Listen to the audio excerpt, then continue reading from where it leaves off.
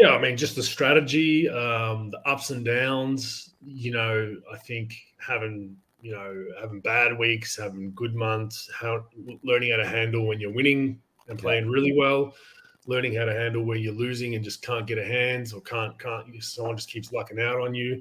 Same as basketball, like it's exactly the same. And they're both kind of sports are probably a testament to sticking with it and sticking to your foundational principles about how you play or your strategy or whatever, and being confident in that. Risk adverse, like what end of the seesaw are you? Are you a rock? Are you wild? Are you a fish?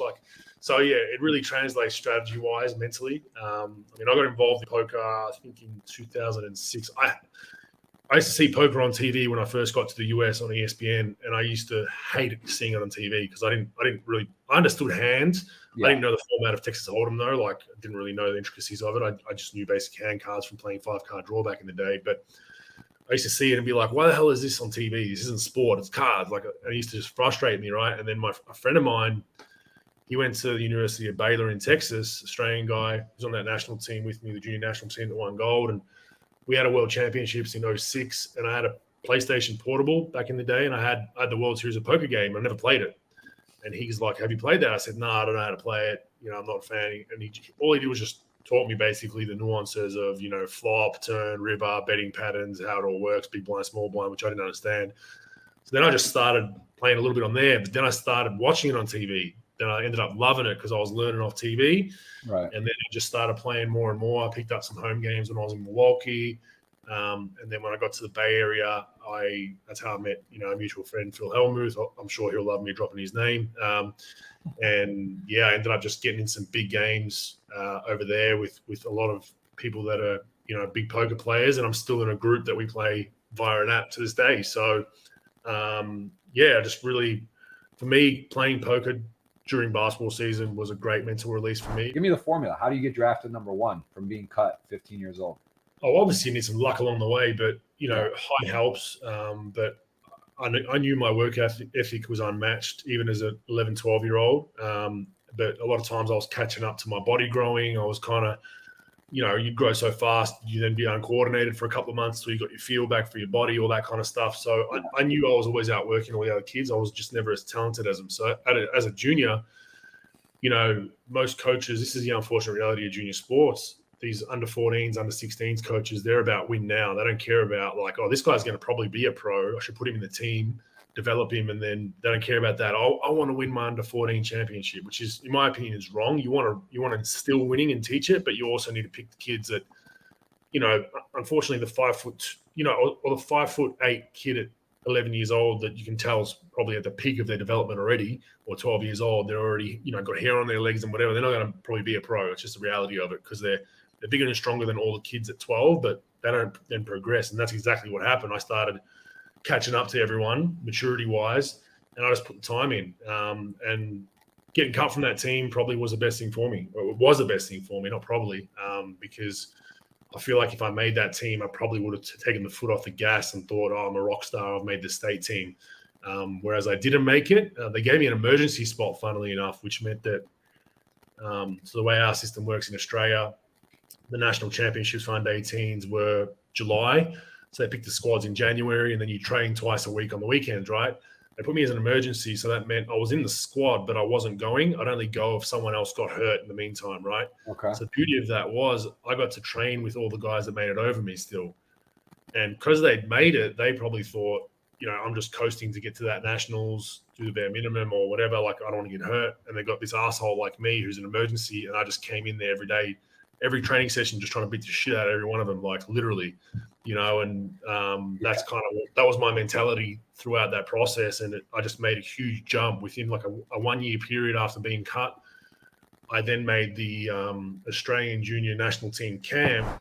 And then when I got to Golden State, I think I would have been an idiot not to network with some of the people that were involved with our club, involved with the organization, friends of friends. And, I ended up networking through a lot of those people through poker of all places. I ended up in a poker game without naming names, ended up in a poker game with some of the most powerful people in in venture capital and angel investing and startups, and they were fantastic people, and I'm still friends with them to this day. And a few of them, I picked their brain. I just started asking questions, and no matter how dumb they were, I'm like, these are the best in the world. Like, I'm gonna be that annoying guy. Not so much during the poker game, but I'd hit them up afterwards. Hey, I want to get started in this. What do I need to do? And I had a guy that mentored me somewhat with how to get involved in VC stuff and startups, what to look for in a company, the different strategies. Like some angels, they have the spray and pray mentality, which means that they invest in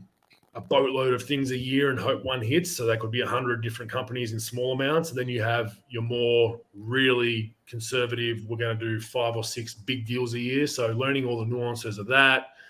And it all comes down to networking. It all comes down to who you know. So I got involved early on. I just basically said, hey, the next time you guys have good deals come to your table, I'd love to get involved.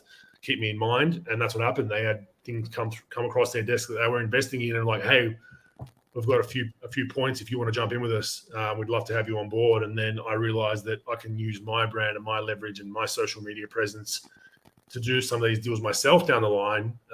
So if a company comes to me and says, we want you to invest in our company, I've done deals where it's hybrid to an extent where, I might get a bit more of a discount. In return, I give them some marketing support. I give them some networking support with my connections over in the US or Australia, and just learning it that way. And, like I said, there's been a lot of things that have done well. There's been some that haven't. There's been some businesses that have gone under within 2 or 3 years, and there's been some that have been, bought out by big companies like Amazon. So it's all about learning along the way and continuing to network, and hopefully we all hit a few unicorns along the way. Well, look, I think that they definitely need to compensate athletes enough to live. Like, that's a no-brainer to me. I mean, when I was in college, this is a get off my lawn rant, but, I had to get a job to make money to basically be able to eat. My second year, my sophomore year, I'm a high school All-American, college All-American. My jersey's being sold in the bookshop. I'm getting none of that money. And I'm not exaggerating. I was eating off the Wendy's dollar menu some nights, right? Because I had $4 left in my pocket, and I'm like, I'll just get 4 cheeseburgers for $1, right? Wow. So, and it wouldn't have been, I wouldn't have needed hundreds of thousands of dollars. I was like, if you give a kid in college a couple of grand, maybe $5,000 a semester, man, I'm living like a king. I can then at least take a girl to the movies. I can go to dinner every now and then. Like, couldn't do that, right? Yeah. And that was the absurdity of it all. But I walk into the bookshop, and $150 jersey, which doesn't have my name on it, but it's my number. Yeah, it's got to be infuriating, right? I mean, it's like. But the NCAA spun it so well for so long. Of like, they've spun it to regular students. Of like, look at these, entitled athletes. You have to pay for your books, and you have to pay for your tuition. Like, they're spoiled. But then people started to finally catch up. Like, but hang on, NCAA, you're getting billions of dollars in your account. So I don't think it should be, hundreds of thousands of dollars for athletes. The problem they're going to have is with Title IX and all that, is it's supposed to be equal to every sport. Now that's a problem because basketball and football bring in all the funds for most schools. So then that means you got to pay lacrosse and you got to pay volleyball, all the same, right? I don't know how far that goes, but I mean, the NCAA, they deserve this to an extent. They needed to do this years ago. The beauty of their organization is they don't have a face. When you set up a business the way they have, it's somewhat genius when you look at it, because there's no like Adam Silver, or there's no one that you can go to and be like, that guy's the reason why it's just this board of cronies sitting in a room that they're faceless, right? And it's, if you set up a business to make money, that would be the way. Like, and I was a big guy, so I was drafted in the era of Shaq and Dwight Howard and Yao Ming, so it was all about weight, strength, and I couldn't put it on. Like, for the life of me, I was in pounds 220 in college, and then 225, 230 in the NBA. I just couldn't put on weight, and I'd literally, whatever I'd eat, it'd be out within 20 minutes. And then slowing up later in my career, it wasn't really that I was struggling. I watched, I can't remember what, Sugar is the New Fat, I think it's called, or something like that. It was a documentary about sugar and processed sugar and how much of it is in foods that we don't even realize. And I didn't get professional advice. I just watched that documentary and then read a lot of stuff online. And I was like, let me just cut sugar out and just see what happens. I just wanted to see in the off season. This, of course, I wouldn't do it in season, so I went like cold turkey. Like, wow. And I was, it was crazy. I was having headaches and crashing at 4 o'clock in the afternoon, like it was midnight for 3 or 4 days, and then I was good, and then I just felt more balanced. So ever since then, I stay under the recommended grams for sugar, which is 45 grams, equivalent of 8 to 9 teaspoons, which isn't much. So you have a bottle of like Coca-Cola, that's you're already over for the day. And on top of that, you eat other sugars. So I get most of my sugar from naturals, so from fruit. I'll have some chocolate every now and then, but not like the whole bar. I have a little square or whatever, and just feel better for it. And I've tried different things all on the line. I did a fast about 2 months ago just to try a fast for, I think I did a 3-day fast where I only eat dinner, a small dinner, and cut out carbs and sugar. And so I just like trying different things and seeing how my body responds. And I think it's all up to the individual. There's so much diets out there these days. It's hard when you Google diet or whatever. Like there's 50,000 things. This one's the best, that one's the best, but it all comes down to what's best for you and trying different things and see how your body responds. And that's kind of what I did.